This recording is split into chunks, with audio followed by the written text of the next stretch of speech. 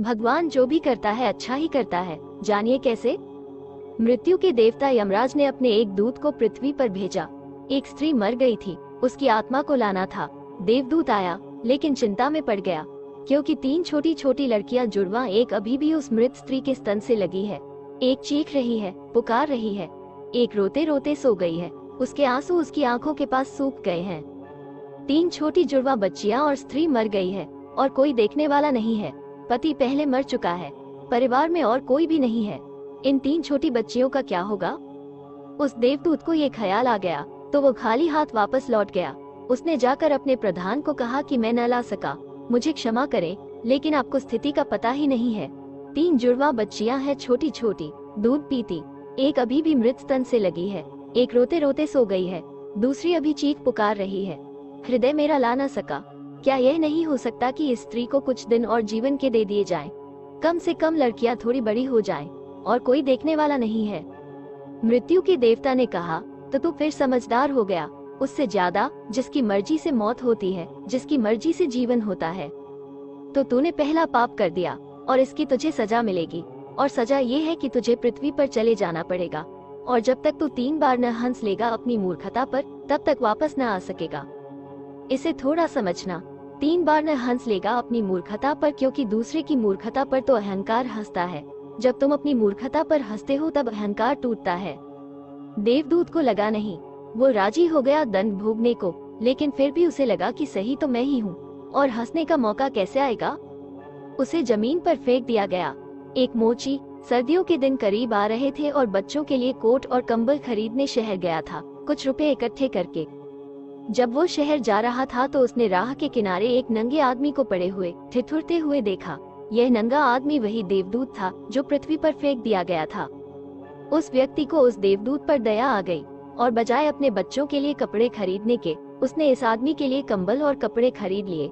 इस आदमी को कुछ खाने पीने को भी न था, घर भी न था, छप्पर भी न था जहाँ रुक सके। तो मोची ने कहा कि अब तुम मेरे साथ ही आ जाओ, लेकिन अगर मेरी पत्नी नाराज हो, जो कि वह निश्चित होगी, क्योंकि बच्चों के लिए कपड़े खरीदने लाया था, वह पैसे तो खर्च हो गए, वह अगर नाराज हो, चिल्लाए, तो तुम परेशान मत होना, थोड़े दिन में सब ठीक हो जाएगा। उस देवदूत को लेकर मोची घर लौटा। न तो मोची को पता है कि देवदूत घर में आ रहा है, न पत्नी को पता है।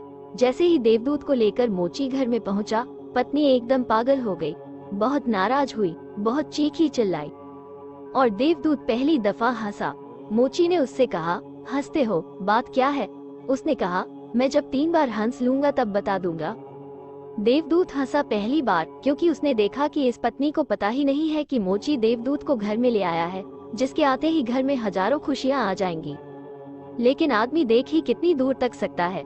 पत्नी तो इतना ही देख पा रही है कि एक कंबल और बच्चों के कपड़े नहीं बचे।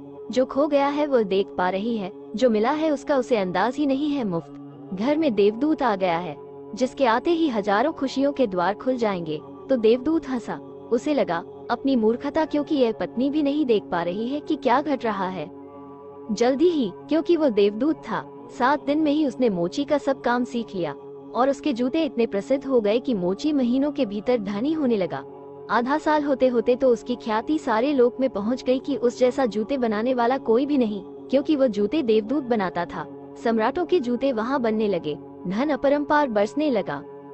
एक दिन सम्राट का आदमी आया और उसने कहा कि यह चमड़ा बहुत कीमती है, आसानी से मिलता नहीं, कोई भूल चूक नहीं करना। जूते ठीक इस तरह के बनने हैं, और ध्यान रखना जूते बनाने हैं, स्लीपर नहीं, क्योंकि रूस में जब कोई आदमी मर जाता है तब उसको स्लीपर पहना कर मरघट तक ले जाते हैं। मोची ने भी देवदूत को कहा कि स्लीपर मत बना देना, जूते बनाने हैं, स्पष्ट आज्ञा है, और चमड़ा इतना ही है, अगर गड़बड़ हो गई तो हम मुसीबत में फंसेंगे। लेकिन फिर भी देवदूत ने स्लीपर ही बनाए। जब मोची ने देखे कि स्लीपर बने हैं तो वह क्रोध से आग बबूला हो गया। वो लकड़ी उठाकर उसको मारने को तैयार हो गया कि तू हमारी फांसी लगवा देगा, और तुझे बार बार कहा था कि स्लीपर बनाने ही नहीं है, फिर स्लीपर किस लिए? देवदूत फिर खिलखिला कर हंसा। तभी आदमी सम्राट के घर से भागा हुआ आया। उसने कहा, जूते मत बनाना, स्लीपर बनाना, क्योंकि सम्राट की मृत्यु हो गई है। भविष्य अज्ञात है, सिवाय उसके और किसी को ज्ञात नहीं, और आदमी तो अतीत के आधार पर निर्णय लेता है। सम्राट जिंदा था तो जूते चाहिए थे, मर गया तो स्लीपर चाहिए। तब वो मोची उसके पैर पकड़कर माफी मांगने लगा कि मुझे माफ कर दे, मैंने तुझे मारा, पर उसने कहा, कोई हर्ज नहीं, मैं अपना दंड भोग रहा हूँ। लेकिन वो हंसा आज दोबारा। मोची ने फिर पूछा कि हंसी का कारण। उसने कहा कि जब मैं 3 बार हंस लूं। दोबारा हंसा इसलिए कि भविष्य हमें ज्ञात नहीं है, इसलिए हम आकांक्षाएं करते हैं जो कि व्यर्थ है। हम अभीप्साएं करते हैं जो कि कभी पूरी न होंगी। हम मांगते हैं जो कभी नहीं घटेगा, क्योंकि कुछ और ही घटना तय है। हमसे बिना पूछे हमारी नियति घूम रही है और हम व्यर्थ ही बीच में शोरगुल मचाते हैं। चाहिए स्लीपर और हम जूते बनवाते हैं। मरने का वक्त करीब आ रहा है और जिंदगी का हम आयोजन करते हैं। तो देवदूत को लगा कि वे बच्चियां, मुझे क्या पता भविष्य उनका क्या होने वाला है। मैं नाहक बीच में आया और तीसरी घटना घटी कि एक दिन 3 लड़कियां आई जवान। उन तीनों की शादी हो रही थी और उन तीनों ने जूतों के ऑर्डर दिए कि उनके लिए जूते बनाए जाएं। एक बूढ़ी महिला उनके साथ आई थी जो बड़ी धनी थी। देवदूत पहचान गया, ये वे ही 3 लड़कियां हैं जिनको वो मृत माँ के पास छोड़ गया था और जिनकी वजह से वो दंड भोग रहा है। वे सब स्वस्थ हैं, सुंदर हैं। उसने पूछा कि क्या हुआ, ये बूढ़ी औरत कौन है? उस बूढ़ी औरत ने कहा कि ये मेरी पड़ोसिन की लड़कियां हैं। गरीब औरत थी, उसके शरीर में दूध भी न था, उसके पास पैसे लत्ते भी नहीं थे और 3 बच्चे जुड़वा। वो इन्हीं को दूध पिलाते पिलाते मर गई। लेकिन मुझे दया आ गई, मेरे कोई बच्चे नहीं हैं और मैंने इन तीनों बच्चियों को पाल लिया। अगर माँ जिंदा रहती तो ये तीनों बच्चियां गरीबी, भूख और दीनता और दरिद्रता में बड़ी होती। माँ मर गई, इसलिए ये बच्चियां तीनों बहुत बड़े धन वैभव में, संपदा में पली और अब उस बूढ़ी की सारी संपदा की ये ही 3 मालिक हैं और इनका सम्राट के परिवार में विवाह हो रहा है। देवदूत तीसरी बार हंसा और मोची को उसने कहा कि ये 3 कारण हैं। भूल मेरी थी, नियति बड़ी है और हम उतना ही देखते हैं जितना देख पाते हैं। जो नहीं देख पाते बहुत विस्तार है उसका, और हम जो देख पाते हैं उससे हम कोई अंदाज नहीं लगा सकते जो होने वाला है, जो होगा। मैं अपनी मूर्खता पर 3 बार हंस लिया हूँ। अब मेरा दंड पूरा हो गया और अब मैं जाता हूँ। जो प्रभु करते हैं अच्छे के लिए करते हैं। विशेष विधि का विधान जीवात्माओं के कल्याण के लिए बना है। ईश्वर दयालु है। आपके ऐसे विश्वास एवं मान्यताओं को गति तब ही मिलती है जब आप दूसरों के प्रति दया का भाव रखते हैं, क्योंकि जो आप बोते हैं वही आप काटेंगे। सृष्टि में घट रही घटनाओं पर आपको चिंतित होने की आवश्यकता नहीं है। आवश्यकता है अपने कर्तव्यों के पालन की और नेक विचारों से जीवन जीने की। ये तभी संभव है जब आपका जीव यानी मन सात्विक अन्न से बना हो एवं सुविचारों का उत्पादन करता हो। भवसागर से पार होने के लिए मनुष्य शरीर रूपी सुंदर नौक मिल गई है। सतर्क रहो, कहीं ऐसा न हो कि वासना की भंवर में पड़कर नौक डूब जाए। स्वयं कमाओ, स्वयं खाओ, ये प्रकृति है, ये रजोगुण है। दूसरा कमाए, तुम छीन कर खाओ, यह विकृति है, ये तमोगुण कहलाता है। स्वयं कमाओ, सबको खिलाओ, ये देविक संस्कृति है, ये सतोगुण है। जब देविक प्रवृत्तियों को धारण करेंगे तभी आप देवलोक पाने के अधिकारी बनेंगे। हमेशा ध्यान में रखिए, आप एक शुद्ध चेतना है, यानी स्व ऊर्जा से प्रकाशित आत्मा। माया अर्थात अज्ञान ने आपकी आत्मा के शुद्ध स्वरूप को छीन रखा है।